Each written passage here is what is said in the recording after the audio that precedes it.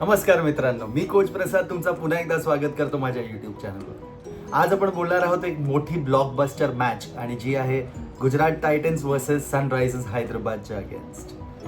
ही match हे दोन teams आज पहिल्यांदा एकमेकांसमोर खेळतात इन दिस IPL आणि this match is going to lead any of the team winning with 16 points आणि टॉप ऑफ द टेबल. तर ही मॅच दोन्ही टीमसाठी खूप इम्पॉर्टंट आहे. सुरुवात करूया गुजरात टायटन्स सोबत. गुजरात सध्या पीक फॉर्म मध्ये आहेत. 4 मॅचेस सलग जिंकले आहेत बॅक टू बॅक आणि क्लासिक कॉन्फिडन्स मध्ये आहेत. बॅटिंग मध्ये कन्सिस्टन्सी आहे, बॉलिंग मध्ये कन्सिस्टन्सी आहे, फिल्डिंग मध्ये इंटेन्सिटी आहे. GT सध्या एकदम कम्प्लीट चॅम्पियन टीम सारखी खेळत आहे. दुसरीकडे सनरायझर्स हैदराबाद आहे. त्यांचा सीझन आपण बघितला होता की सुरुवातीला एकदम डिझास्टर गेला. 4 पैकी 3 मॅचेस हरले होते. बट त्यानंतर जो कमबॅक केला आहे सनरायझर्स हैदराबादनी ते म्हणजे it is completely a champion mentality comeback.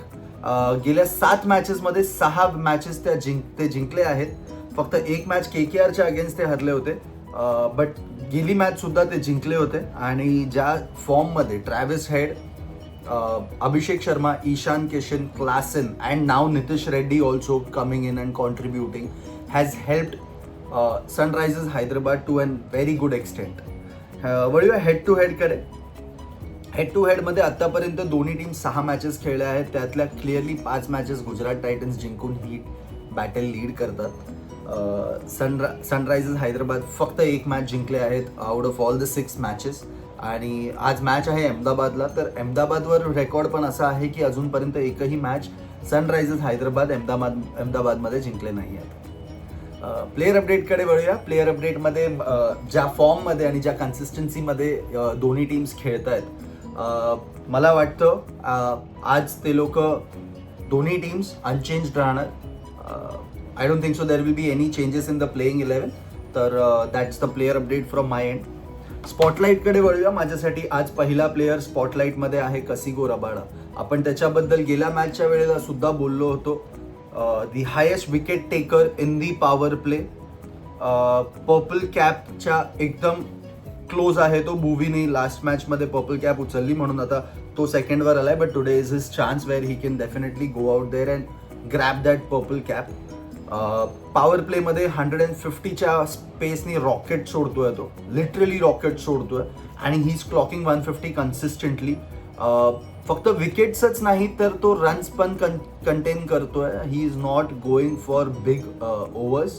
त्याला मारणं इझी नाही होत आहे बॅटर्ससाठी. And this is a very good point to have for Gujarat Titans and Shubman Gill की when you have a bowler like Kagiso Rabada जो विकेट पण काढून देतोय तुला आणि जो तुम्हाला रन्स पण कंटेन करून देतोय. What more would a captain want.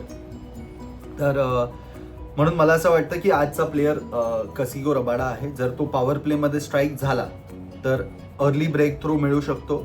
आणि ऑन दी अदर हँड तर ज्या फॉर्ममध्ये ट्रॅव्हिस हेड आणि अभिषेक शर्मा आणि ईशान किशन खेळतात, तर जर अर्ली ब्रेक थ्रू मिळाला कसिगोकडून तर definitely these guys come on the back foot आणि प्रेशर SRH वर येणार. तर दुसरा माझ्यासाठी आहे player in the spotlight Nitish Kumar Reddy. आपण बोललो त्याच्याबद्दल की सीझनची सुरुवात त्यांनी फार अशी मेमोरेबल नव्हती किंवा मग कुठलेही असे परफॉर्मन्सेस नव्हते त्याचे दॅट वर टू बी रिमेंबर्ड. बट सध्याचे 2-3 मॅचेस आपण बघितल्या आहेत त्याच्यामध्ये 217चा स्ट्राईक रेट आहे. ज्या स्ट्राईक रेटनी तो मारतोय ते पण मिडल ओव्हर्समध्ये for a Indian batter to have that kind of strike rate is an amazing stat to have. बॉलिंगमध्ये सुद्धा क्लोज टू अबाउट 140 क्लॉक करतोय तो regularly after he started training with Stephen Jones. आणि त्याच्यानंतर आपल्याला त्याची पेस वाढलेली दिसते. बॉलिंगमध्ये कन्सिस्टन्सी दिसते. तो जास्त ओव्हर्स टाकू शकतोय आता. आणि पॅट कमिन्सच्या गायडन्समध्ये सुद्धा त्याला आय एम शुअर डेफिनेटली त्याला एक मोमेंटम मिळाला आहे. आणि he is got that path की आता तो एक ऑलराऊंडर म्हणून खेळतोय and a very good allrounder to have. म्हणून दुसरा प्लेयर माझ्यासाठी आहे नितीश कुमार रेड्डी.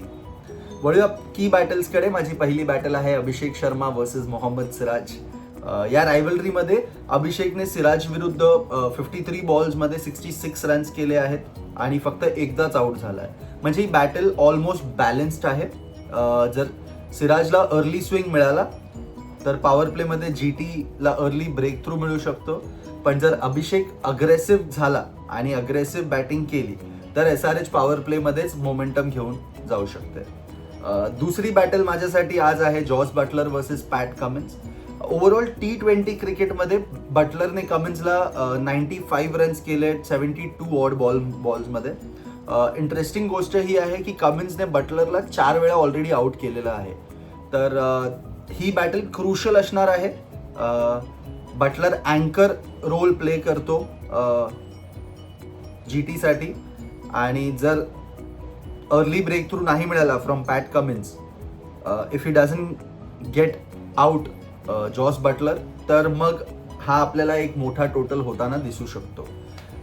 पिच रिपोर्टकडे वळूया. आजची मॅच आहे अहमदाबादला नरेंद्र मोदी स्टेडियममध्ये. आत्तापर्यंतचे स्टॅट्स असे आहेत की जी पण टीम आजपर्यंत तिकडे टॉस जिंकली आहे त्यांनी चेसिंग प्रिफर केली आहे. That is totally because of dew factor. Second इनिंग्समध्ये प्रॉब्लेम क्रिएट होतो बॅटिंगसाठी, बॉलर्ससाठी. म्हणून पिच अशी बघितली गेली तर बॅटिंग फ्रेंडलीच असणार आहे आणि आहे सुद्धा. आपण ओव्हर द इयर्स पण बघितलं आहे. डिफेंड करताना स्कोरबोर्ड प्रेशर मेंटेन करणं थोडं टफ जाऊ शकतं. त्यामुळे दोन्ही कॅप्टन्स चेझिंगच प्रिफर करणार. That is my understanding of today's pitch and toss. वळूया मॅच प्रेडिक्शनकडे. करंट मोमेंटम बघितला गेला तर दोन्ही टीम्स डेंजरस आहेत. माझ्या मते सनरायझर्स थोडेसे फेवरेट दिसत आहेत मला, पर्टिक्युलरली त्यांची बॅटिंग बघितली गेली तर. And definitely because of Pat Cummins and Nitish Kumar Reddy pitching in and contributing in the middle overs. पण GTला होम कंडिशन्स आणि हेड टू हेड डॉमिनन्स पण आपण बघितलं आहे की फेवरेबल आहे.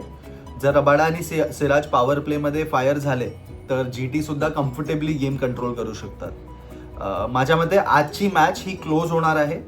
बट माझ्यासाठी slight edge is toward Sunrisers Hyderabad. So तुमचं प्रेडिक्शन मला कॉमेंट्समध्ये नक्की कळवा. व्हिडिओ आवडला असेल तर लाईक करा आणि चॅनलला सबस्क्राईब सुद्धा करा. धन्यवाद.